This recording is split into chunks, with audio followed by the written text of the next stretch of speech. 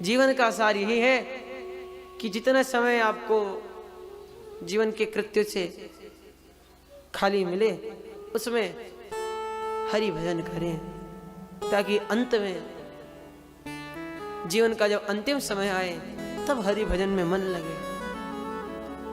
लेकिन वो तब किया जाएगा जब हाथ से मोबाइल गायब हो जाएगा। हमने देखा है घर के जो सबसे ज्यादा बुजुर्ग होंगे वो सबसे ज्यादा मोबाइल में लगे रहेंगे।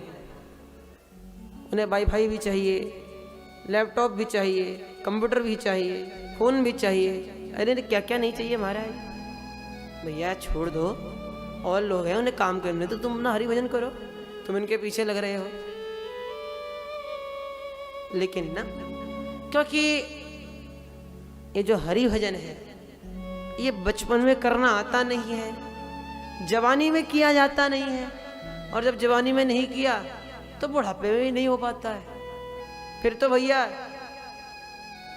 बुढ़ापे में तो लोग या तो चौराहे पर पत्ते खेलते हैं या फिर अपने मित्रों के साथ वॉक पर निकल जाते हैं, गाने गाने गाते हुए वॉक करते रहते हैं, हरि भजन नहीं कर सकते क्योंकि कभी हृदय नहीं लगा, मन ही नहीं लगा। प्रेम से बोलिए राधे राधे।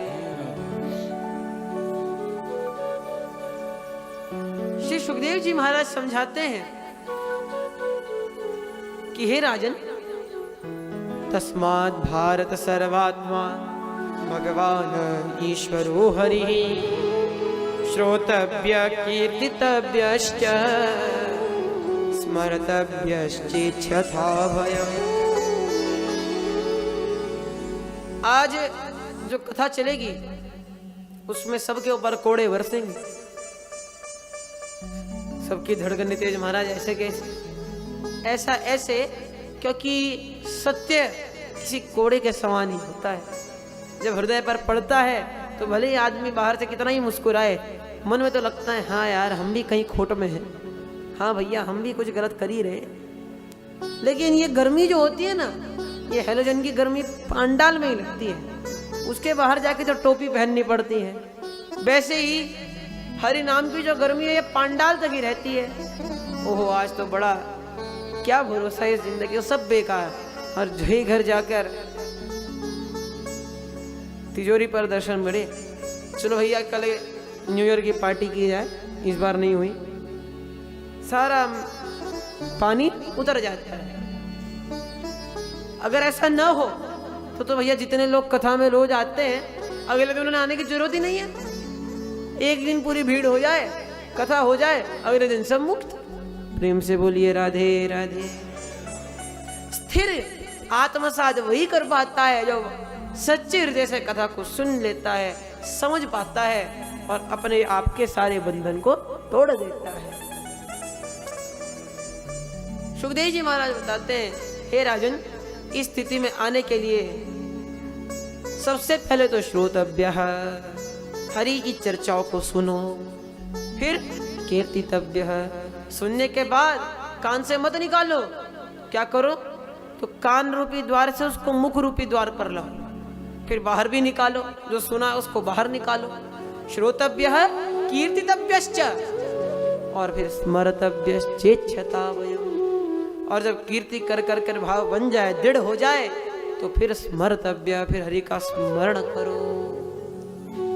श्रोतव्य कीर्तितव्य स्मर्तव्यश्चेच्छता वयम्। गोस्वामी जी महाराज लिखते हैं, जाने बिनु न होए परतीति, बिनु परतीति होए नहीं प्रीति।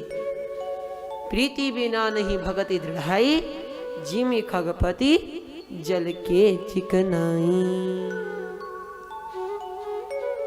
जाने बिनु न होए परतीति, बिना जाने परतीति नहीं हो सकती। जब तक ज्ञान नहीं होगा तब तक प्रीति नहीं होगी, और जब तक प्रीति नहीं होगी तब तक हमारी भक्ति ऐसे है जैसे पानी के ऊपर चिकनाई डाल दो वैसे। परीक्षित जी महाराज कहते हैं, प्रभु मेरे पास 7 दिन है, 7 महीने भी होते तो भी इनका करने का प्रयास करता। 7 महीने में हरि चर्चा श्रवण करूं, फिर कीर्तन करूं, फिर ध्यान करूं, ऐसा कैसे संभव हो सकता है? मुझे तो भय है कि मेरा उद्धार होगा भी या नहीं।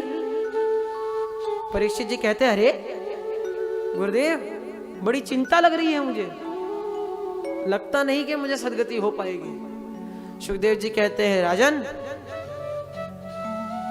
खड्वांगो नाम राजर्षिर ज्ञात्वे यत्तामिहायुषः मुहूर्तात् सर्वमुत्सृज्य गतवान् भयं हरि। जब खट्वांग जैसे राजा को एक घड़ी में मोक्ष मिल सकता है, एक घड़ी में कितने मिनट होते हैं महाराज? हाँ, एक घड़ी में 24 मिनट हो सकते हैं। 24 मिनट में जब आधे घंटे से भी कम में मोक्ष मिल सकता है, 2 घड़ी में मोक्ष हमारे खट्वांग जी को मिला था, 1 घड़ी में भी मोक्ष मिलता है। भक्तमाल में कथा आई है, फिर कभी समय होगा तो चर्चा करेंगे। यहाँ 2 घड़ी में मोक्ष खट्वांग जी महाराज को मिल सकता है, 48 मिनट में जब मोक्ष हो सकता है, तो तुम्हारे पास तो 7 दिन है। 7 दिन में तो बड़े आराम से मोक्ष हो जाएगा। तुम भला क्यों घबरा रहे हो? तुम्हें तो निस्संदेह मोक्ष मिलेगा। सुखदेव जी अब यहाँ जो वचन बोलते हैं उससे विश्वास हो जाता है परीक्षित जी को कि हाँ, अब मेरा कल्याण हो जाएगा। सुखदेव जी कहते हैं बड़े सुंदर शब्दों में, चिंता न करो राजन, 7 दिन बाकी अभी, घड़ी भर में भी परलोक प्राप्त होता। खट्वांग से राजा का मोक्ष 2 घड़ी में हुआ, तेरा तो शरीर अभी 7 दिन तक रहता है। मेरा यह कथन है, ऋषि सब साक्षी हैं, भागवत पुराण से कष्ट सब मिटता। देखता हूँ आज से 7वां दिवस तुम्हारे लिए, मोक्ष द्वार राम मार्ग कैसे नहीं खुलता है। बोले सद्गुरुदेव भगवान की। मोक्ष द्वार राम मार्ग कैसे नहीं खुलता है। यदि गुरु इस प्रकार के दृढ़ वचन बोले तो शिष्य को तो विश्वास हो ही जाएगा कि भैया अब तो हमें मुक्ति मिल ही जाएगी। तुम चिंता मत करो, ध्यान पूर्वक कथा सुनो, तुम्हें निस्संदेह मुक्ति प्राप्त होगी।